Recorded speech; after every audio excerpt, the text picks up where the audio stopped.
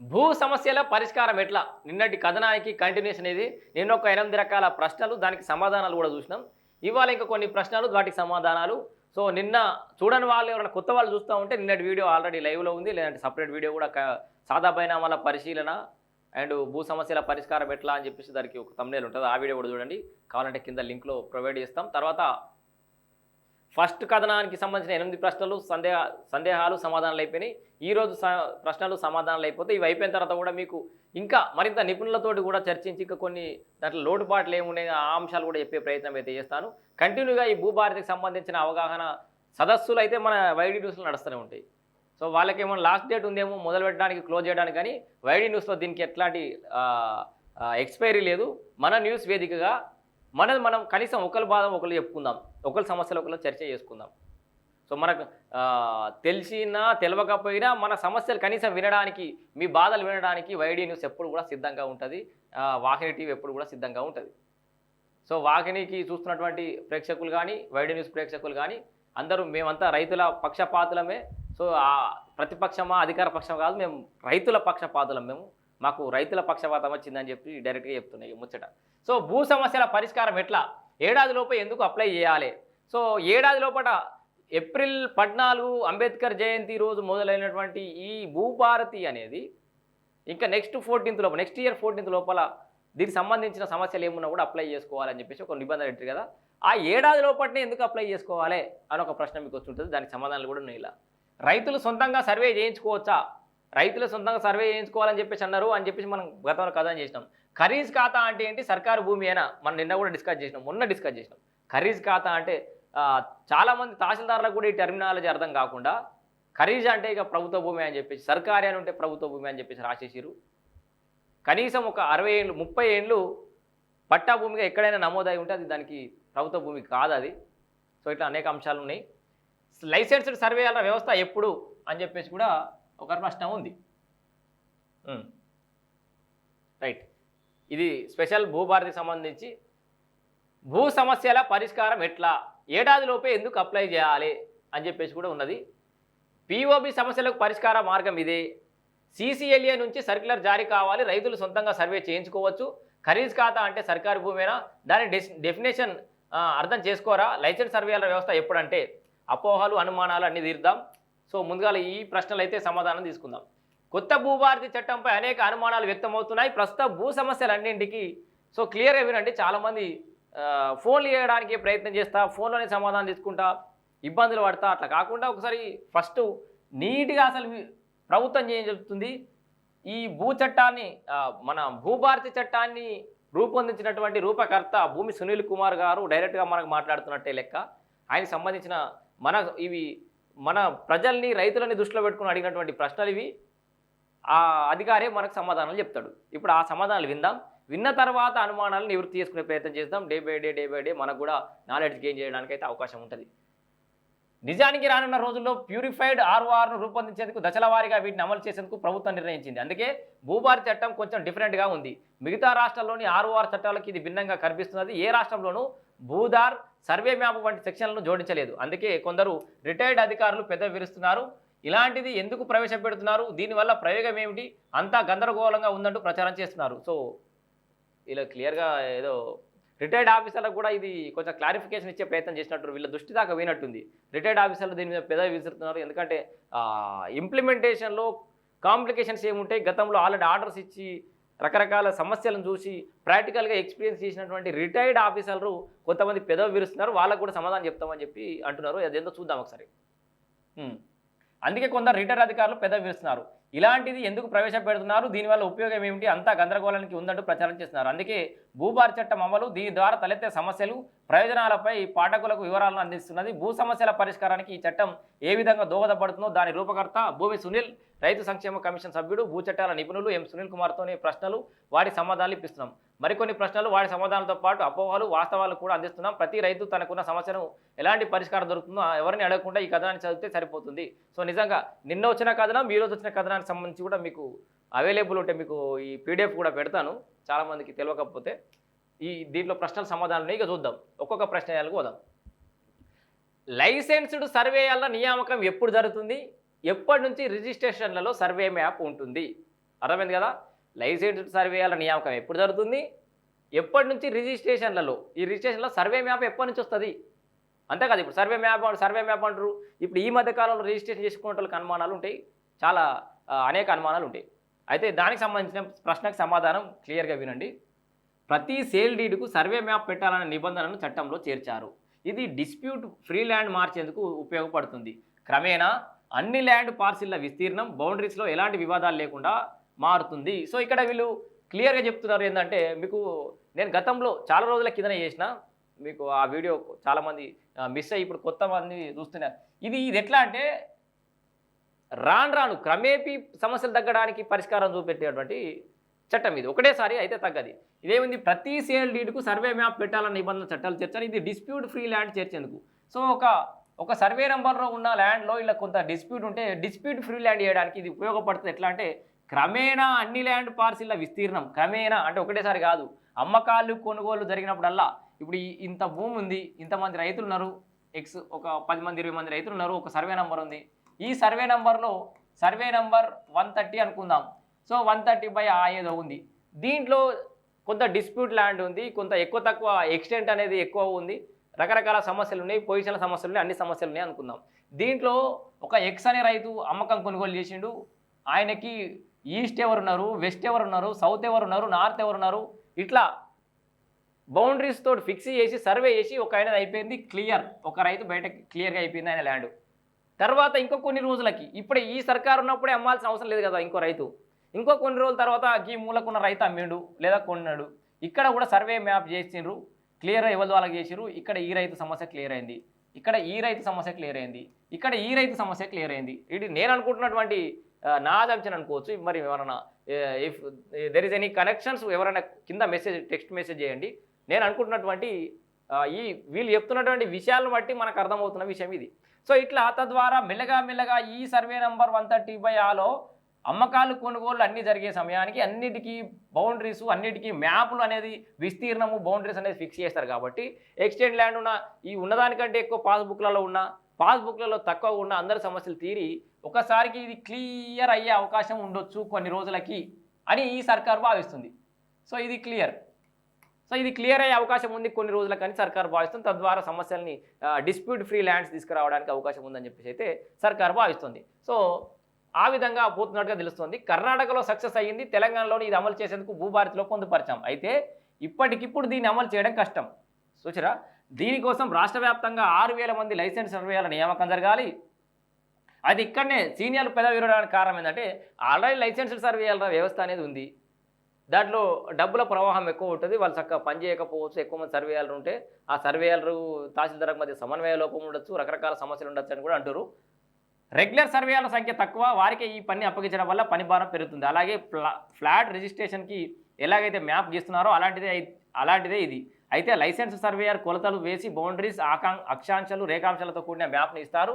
దీన్ని regular surveyor పరిశీలించి ఆమోదిస్తారు. So ఇక్కడ ఏమంటారు, లైసెన్స్డ్ సర్వేయర్ కొలిచి తర్వాత లాంగిట్యూడు, లాటిట్యూడు, మిగతా అన్ని అక్షాంశ రేఖాంశాలు అన్నీ కూడా తీసిన తర్వాత లైసెన్స్ సర్వేయర్ అయిపోయిన తర్వాత ఈ రెగ్యులర్ సర్వేయర్ దీన్ని ఫైనల్ చేస్తారట. సో వాళ్ళతోనే ఫైనల్ కాదు ఇది, రెగ్యులర్ సర్వేయర్ పరిశీలించి ఆమోదిస్తారు. అయితే త్వరలోనే ఈ విధానాన్ని అమలు చేసేందుకు ప్రభుత్వం కసరత్తు మొదలు పెడుతోంది. దీనికి సంబంధించి 2003లోనే లైసెన్స్ సర్వేయాల నియామకం, విధి విధానాలకు సంబంధించిన గైడ్ లైన్స్ ఉన్నాయి. సో దీన్ని రూపొందించినటువంటి వ్యక్తులకు మనం ఆ సార్ను కూడా కలిసే ప్రయత్నం అయితే చేద్దాం. సో సార్ కాళ్ళకు అందుబాటులోకి వస్తారో ఒక్కసారి అయితే. Sir good morning sir. Sir లైవ్లో ఉన్నాం సార్ మనం ఇప్పుడు. సార్ నిన్న డిస్కస్ చేసిన విషయాలన్నీ ఈరోజు దిశలో భూమి సునీల్ కుమార్ గారికి సంబంధించి ప్రశ్నలు సమాధానాలకు సంబంధించి దీంట్లో వచ్చింది సార్. ఇక్కడ ఏమొచ్చిందంటే సార్ వీళ్ళు కూడా ఏం చెప్తున్నారు, ఓకే భూభార్ చట్టం కొంచెం డిఫరెంట్గా ఉంది, మిగతా రాష్ట్రాల్లో 6 చట్టాలకి ఇది భిన్నంగా కనిపిస్తుంది, ఏ రాష్ట్రంలోనూ భూదార్ సర్వే మ్యాప్ వంటి సెక్షన్లు జోడించలేదు, అందుకే కొందరు రిటైర్డ్ అధికారులు పెదవి విరుస్తున్నారని వాళ్ళు కూడా గుర్తించారు sir.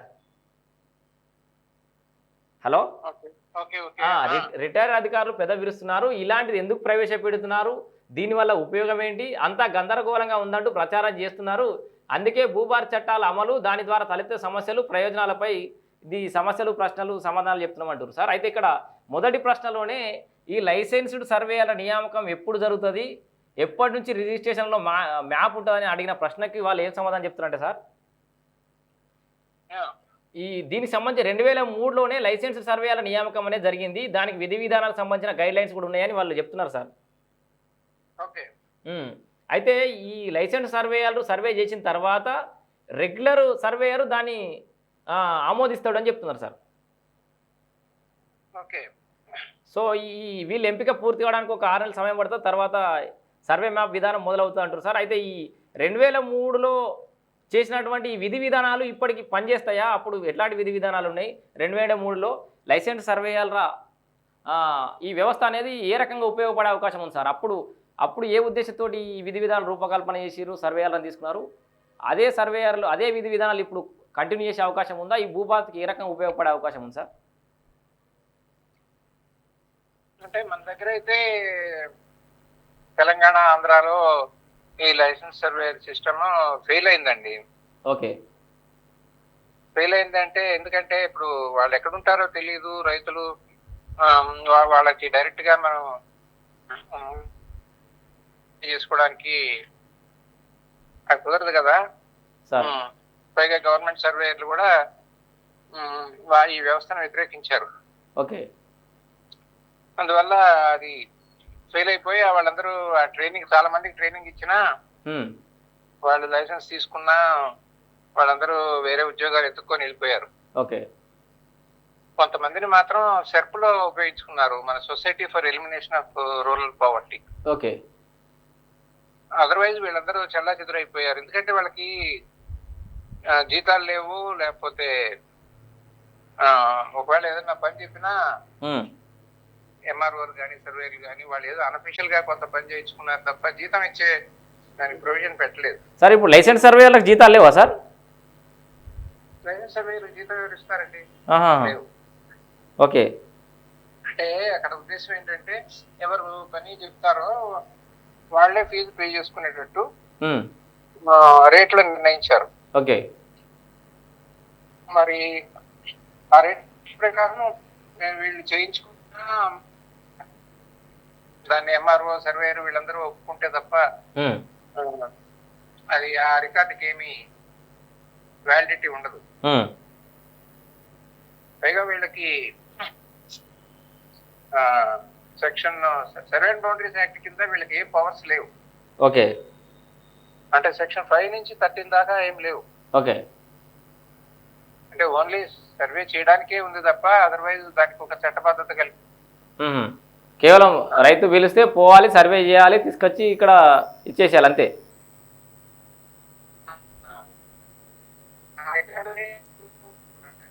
Hello hello sir, voice break అవుతుంది సార్. హలో చెప్పండి సార్, వాయిస్ బ్రేక్ అవుతుంది. ఓకే, ఇప్పుడు వినిపిస్తుంది, చెప్పండి సార్. హలో, ఒక్క నిమిషం చెప్పండి, మీ డౌట్ ఏంటి? అదే సార్, ఇప్పుడు ఈ లైసెన్స్ సర్వే వాళ్ళని మళ్ళీ ఆ విధానాన్ని మళ్ళీ తీసుకొస్తున్నారు. ఈ దాదాపు ఒక 6,000 మందిని తీసుకుంటున్నారు. మరి గతంలోనే చాలా మంది ఇంట్రెస్ట్ చూపెట్టలేదు, మరి ఇప్పుడు వీళ్ళు ఇంట్రెస్ట్ తీసుకోవడం అంటే ఏంటి నాకు అర్థం కాదు. జీతాలు ఇస్తారా? అదే సార్, ఇప్పుడు మరి అదే భూభారతి ఇప్పుడు అది కాదండి, జీతాలు ఇవ్వకుండా ఎవరో పార్టీలు అప్లై చేసుకుంటారు, వాళ్ళు వీళ్ళకి డబ్బులు ఇవ్వాలి అని అంటే ఆ సిస్టమ్ వర్కౌట్ అవ్వదు. సో వాళ్ళకంటూ శాలరీ లాంటివి ఫిక్స్ చేసి వాళ్ళకంటూ ఒక చట్టబద్ధత తీసుకొస్తే ఏదైనా వర్కౌట్ అయ్యే అవకాశం ఉంది సార్. ఎందుకంటే ఇప్పుడు 10,000 మంది విఆర్ఓలను తీసుకుంటున్నారు కదా. అవును సార్. అందులో సర్వీస్ లో ఉన్న వాళ్ళని తీసుకొని మిగతా పోస్టులన్నీ టెక్నికల్ వాళ్ళని విలేజ్ సర్వేలుగా రిక్రూట్ చేసి ప్రతి 2 గ్రామాలకి ఒక సర్వేయరు, ప్రతి 2 గ్రామాలకి ఒక విఆర్ఓ, అట్లా ఉండేటట్టు కనుక చేస్తే బాగుంటుంది. అప్పుడు ఆంధ్రప్రదేశ్ లో 10,000 మంది విలేజ్ సర్వేలను అపాయింట్ చేశారు. వాళ్ళు రోజువారీ సమస్యలైనా పరిష్కరించగలరు. రీసర్వే కూడా వాళ్ళ బృందాలుగా ఏర్పరిచి, టీమ్స్ గా ఏర్పరిచి వాళ్ళ చేత రీసర్వే కూడా చేయించవచ్చు. వాళ్ళు డ్రోన్ టెక్నాలజీతో కూడా వాళ్ళు చాలా సర్వే ప్రయత్నం చేశారు ఆంధ్రాలో. ఓకే. అంటే ఆ సర్వే దాంట్లో తొందర పెట్టి లేకపోతే లేకపోతే డ్రోన్ ఫోటోలు నాణ్యత లేక వాళ్ళకి సరిగా టైం ఇవ్వక లేదు కొంత మరి కొత్త చట్టాల వల్ల ఏమన్నా నష్టం వస్తుందేమో అని భయపడి ఆ విధంగా ఏమన్నా కొంచెం చాలా సమస్యలు వచ్చి ఉండొచ్చు, అది వేరే విషయం. బట్ సర్వే చేసే కెపాసిటీ ఉంది ఇప్పుడు వాళ్ళకి. 10,000 మంది విలేజ్ సర్వేలు ఉన్నారంటే అది పెద్ద అసెట్ కదా. అవును సార్. సో ఇక్కడ మనం అంతమందిని పెట్టుకోలేకపోతే కనీసం ఒక 5,000 మంది విఆర్ఓలు, ఒక 5,000 మంది విలేజ్ సర్వేయర్లు ఉంటే బాగుంటుంది. అది వాళ్ళకి రెగ్యులర్ శాలరీస్ ఇచ్చేటట్టు, ఒక రెగ్యులర్ సారీస్ ఇచ్చేటట్టు ఉంటే ఏమైనా బాగుంటుందని. బాగుంటుంది. Okay sir. Okay sir, thank you sir. మిగతా అనుమానం వచ్చినప్పుడు మళ్ళీ కాల్ చేస్తాను. Thank you sir. సో చూస్తున్నారు కదా, అంటే లైసెన్స్డ్ సర్వేయర్ల వ్యవస్థ అనేది తెలంగాణలో, అంటే ఉమ్మడి ఏపీ నుంచి తెలంగాణ నుంచి ఎప్పటి నుంచో ఉంది. బట్ అది అంతగానో వర్కౌట్ కాలేదని చెప్పేసి అయితే సీనియర్ అధికారి అయితే చెప్తున్నాడు. ఇంకా మిగతా సమస్యలను కూడా ఒకసారి చూద్దాం. ప్రస్తుతం చాలామంది రైతులు పాస్బుక్లో సర్వే నంబర్కు దున్నుకుంటున్న భూమికి మధ్య చాలా తేడా ఉంది. ఈ వైవట్ కబ్జాల అంశం క్లిష్టంగా మారుతుంది. ఈ దశలో సర్వే మ్యాప్ ఎలా సాధ్యం? సో ఇక్కడ ప్రశ్న క్లియర్ అర్థమైందా? ప్రస్తుతం చాలామంది రైతుల పాస్బుక్లోని సర్వే నంబర్కు దున్నుకుంటున్న భూమికి మధ్య చాలా తేడా ఉందట. ఈ వైవట్ కబ్జాల అంశం క్లిష్టంగా మారుతుంది. ఈ దశలో సర్వే మ్యాప్ ఎట్లా తీయగలుగుతారు అని చెప్పేసి ప్రశ్న. దానికి సమాధానం ఏం చెప్పారో చూద్దాం. రాష్ట్ర వ్యాప్తంగా రికార్డుకు పొజిషన్కి మధ్య చాలా తేడా ఉంది. రికార్డుకి పొజిషన్ చాలా తేడా ఉంది. ఇదేం ప్రమాదం కాదు. కలెక్టర్ల సదస్సులోనే ఈ ప్రస్తావన వచ్చింది. అప్పుడు పాస్బుక్లోని సర్వే నెంబర్ కంటే పొజిషన్ ప్రకారం సర్వే చేయడమే కరెక్ట్.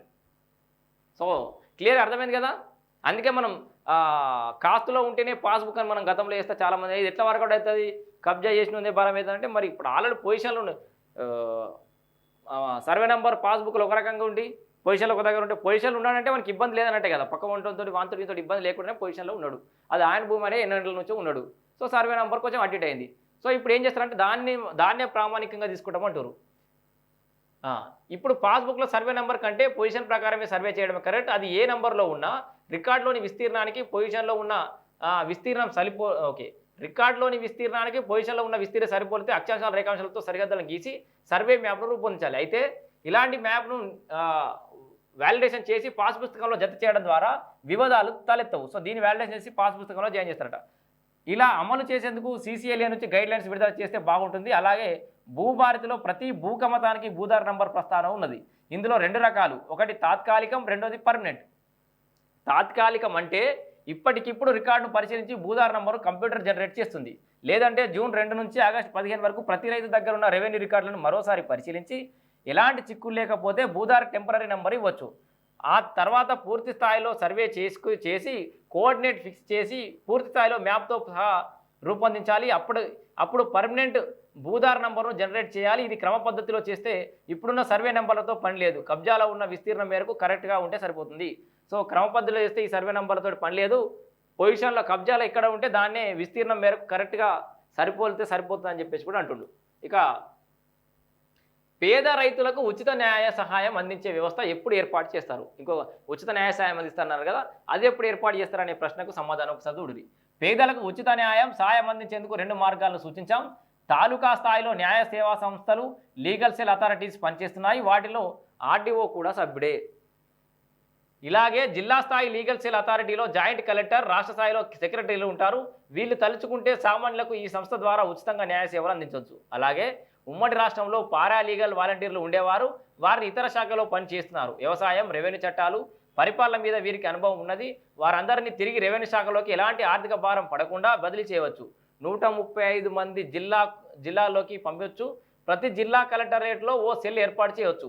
రైతుకు సమస్య ఉంటే ఆ సెల్ సంప్రదిస్తే ఏ విధంగా చేయొచ్చో సూచనలు చేస్తారు. ఏమైనా అప్లికేషన్లు పెట్టించాలని ఉన్న సందర్భంలో రైతులకు సహకారాన్ని అందించవచ్చు. ఈ ప్రస్తావన గురించి సీఎం రేవంత్ రెడ్డికి వివరించాం. త్వరలోనే సరైన నిర్ణయం తీసుకుంటారని ఆశిస్తున్నాను.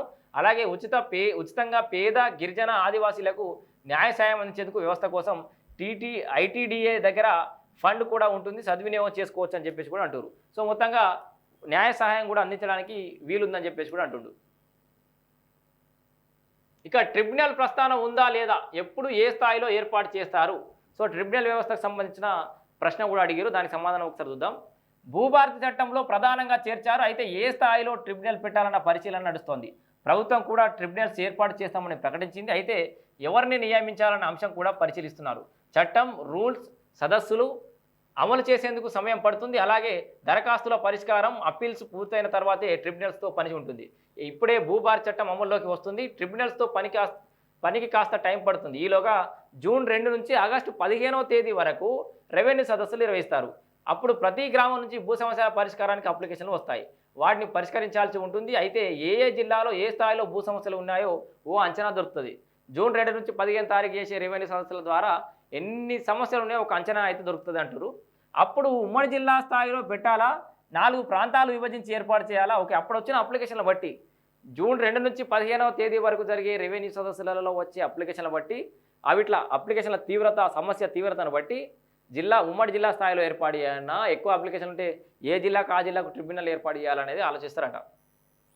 4 ప్రాంతాలుగా విభజించి ఏర్పాటు చేయాలా, ప్రతి జిల్లాకు అవసరమా అన్న నిర్ణయాన్ని ప్రభుత్వం వెల్లడిస్తుంది. ఇదంతా జరగడానికి కనీసం 6 నెలలు పట్టొచ్చు, కానీ ట్రిబ్యునల్స్ పెట్టడం మాత్రం పక్కా అంటుండు. ఇక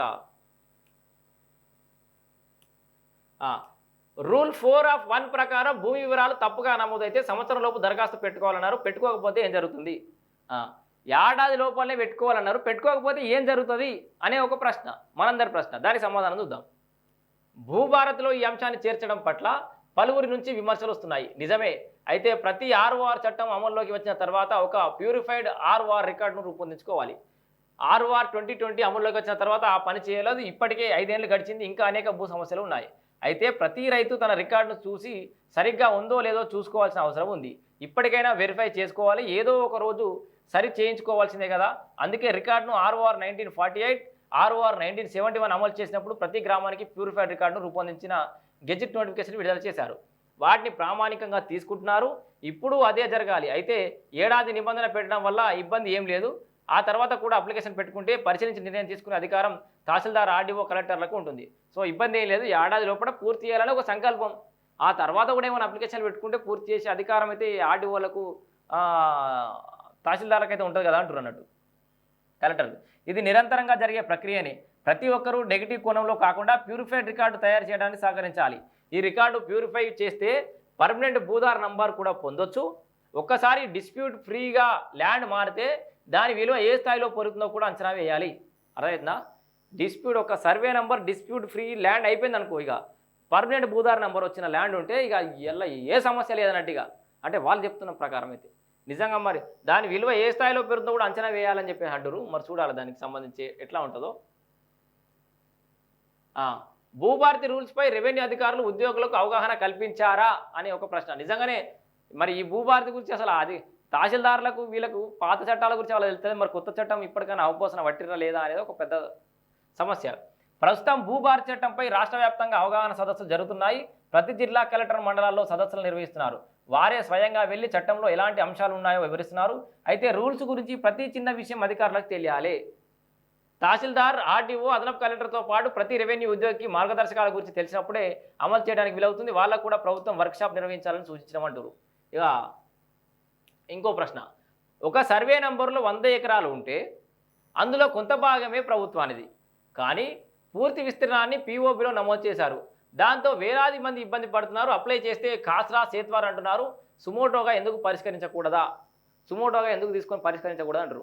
ఒక సర్వే నంబర్లో కొంత మాత్రమే ప్రభుత్వ భూమి ఉంటే మిగతా ప్రైవేట్ భూమిని అంతా కలిపి దాన్ని POBలో పెట్టేసి చాలామంది ఇబ్బందులు పడుతున్నారు. అవి ఎందుకు సమస్య సాల్వ్ చేయొద్దనే ఒక ప్రశ్న. దానికి సమాధానం ఏం చెప్తారో చూద్దాం. రాష్ట్ర వ్యాప్తంగా ఇలాంటి సమస్యలు చాలా ఉన్నాయి.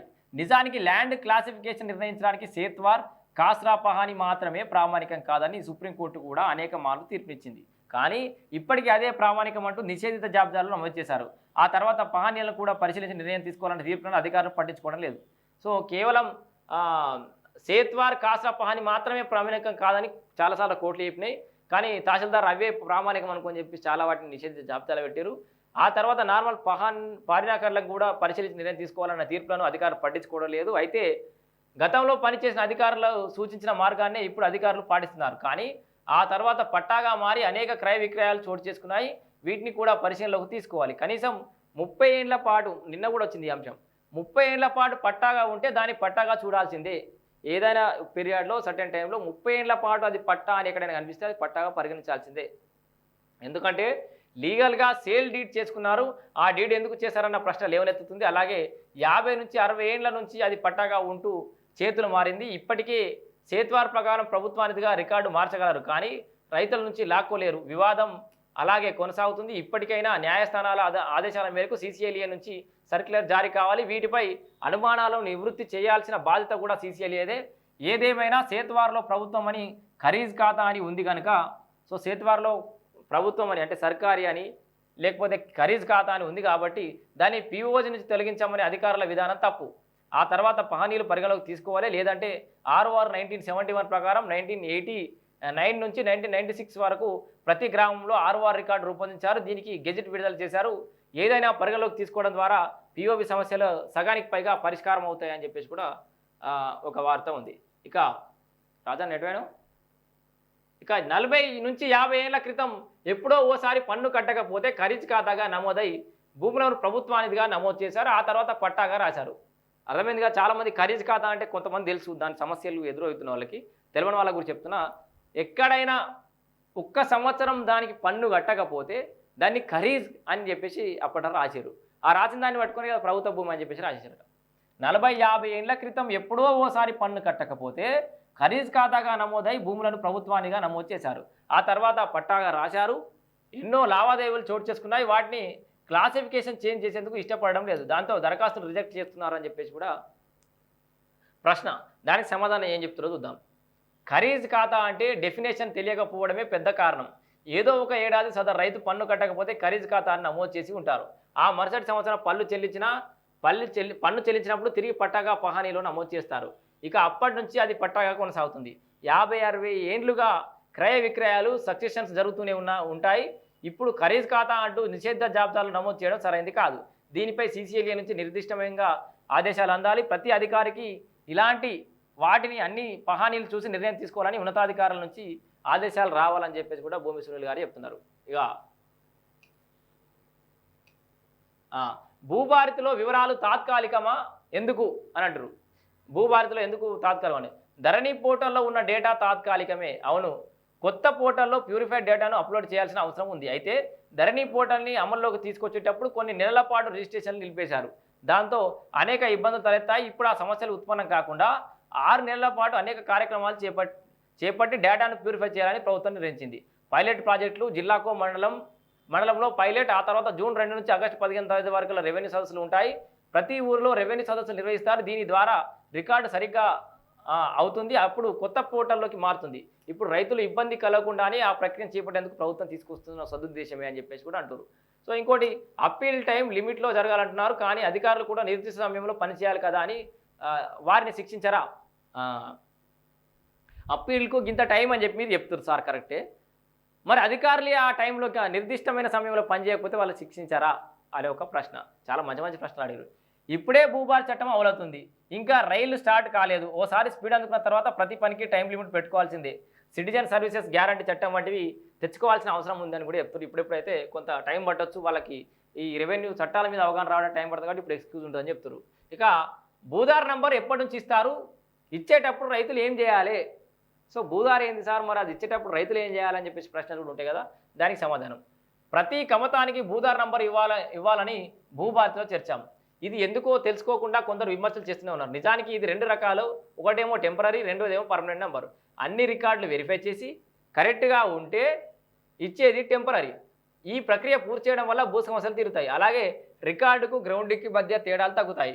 ఇప్పుడు ఆ ల్యాండ్ పార్సిల్ని సర్వే చేస్తారు. అక్షాంశాలు రేఖాంశాలతో సర్వే మ్యాప్ గీస్తారు. ఆ మ్యాప్ ప్రక్రియ పూర్తయిన తర్వాత కోఆర్డినేట్స్తో కూడిన భూదార్ నంబర్ జారీ అవుతుంది. ఈ నంబర్ టైప్ చేయగానే ఒక మనిషి ఆధార్ నంబర్ ద్వారా ఎలాంటి వివరాలని తెలుస్తాయో దీని వివరాలు కూడా స్క్రీన్ మీద కనిపిస్తాయి. విస్తీర్ణం, పట్టాదారుడు, హద్దులు, ఆ ల్యాండ్ హిస్టరీ అంతా అందులోనే ఉంటుంది. ఇక లింక్ డాక్యుమెంట్ల ప్రస్తావన కూడా రాదు. ఈ ప్రక్రియ పూర్తయితే ఆ ల్యాండ్ పార్సిల్కు పూర్తి రేట్స్ వస్తాయి. సో ఈ లింక్ డాక్యుమెంట్ల సమస్య కూడా లేదుగా, ఎలాంటి చిక్కులు ఉండదు. ఈ క్రమంలో ఆ రైతు భూమికి ఎంత విలువ పెరుగుతుందో అర్థం చేసుకోవాలి. కేంద్ర ప్రభుత్వం సౌమిత్వ పేరిట ఇంటి స్థలాలకు ఇదే చేస్తుంది. సో కేంద్రం చేస్తున్నటువంటి విధానమే ఇప్పుడు కూడా మనం చేస్తున్నామని. కేంద్ర ప్రభుత్వం స్వామిత్వ పేరిట ఇంటి స్థలాలకు ఇదే చేస్తుంది. స్వామిత్వ కార్డును తీసుకెళ్తే బ్యాంకు లోన్లు ఇచ్చే స్థాయిలో ఉంటాయి. ఇక్కడ కూడా దేశంలోనే మొదటిసారిగా వ్యవసాయ భూమి భూదార్ నంబర్ ఇస్తే ల్యాండ్ విలువ ఆధారంగా బ్యాంకులు రుణాలు ఇవ్వాలి. సో ఇప్పుడు ఇచ్చే 1,00,000-2,00,000 కాదు, పెద్ద మొత్తంలో రుణాలు రైతులు పొందే వీలుంటుంది. సో దీనికి ఒక వ్యాలిడిటీ వస్తుంది. ఒకసారి పర్మనెంట్ భూదార్ నెంబర్ వచ్చిందంటే దాంట్లో ఎట్లాంటి డిస్ప్యూట్స్ లేవిగా, దానికి ల్యాండ్ హిస్టరీ మొత్తం ఉంటుంది, everything will be there. So అన్నీ ఉంటాయి కాబట్టి బ్యాంకులు కూడా లోన్లు ఇస్తాయి, భూములకు కూడా విలువ పెరుగుతాయని కూడా అంటారు. భూమి నిరార్థక ఆస్తి కాదు, దాని నుంచి సంపద సృష్టించాలనేదే కాన్సెప్ట్. ఇది అర్థం చేసుకోకుండా భూదార్పై విమర్శలు చేస్తూనే ఉంటారని చెప్పేసి కూడా అంటాడు.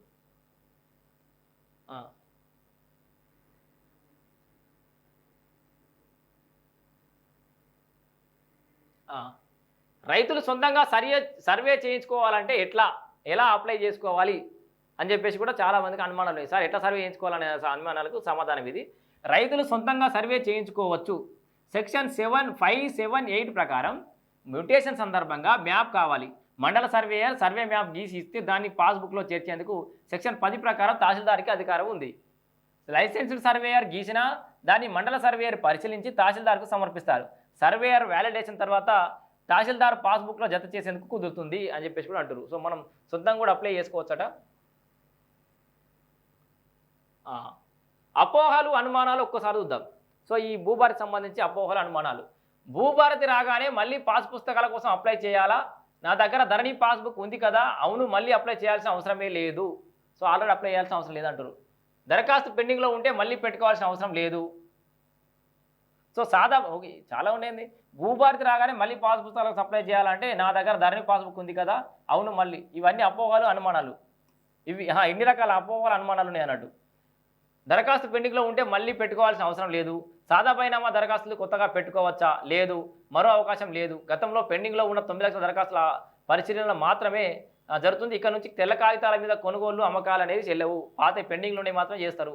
సర్వే మ్యాప్ వెంటనే అమలవుతుందా? లేదు. సర్వేయాల వ్యవస్థ ఏర్పడిన తర్వాతనే ఓ తేదీని ప్రభుత్వం ప్రకటిస్తుంది. అప్పటి నుంచి సర్వే మ్యాప్ అవసరం ఏర్పడుతుంది.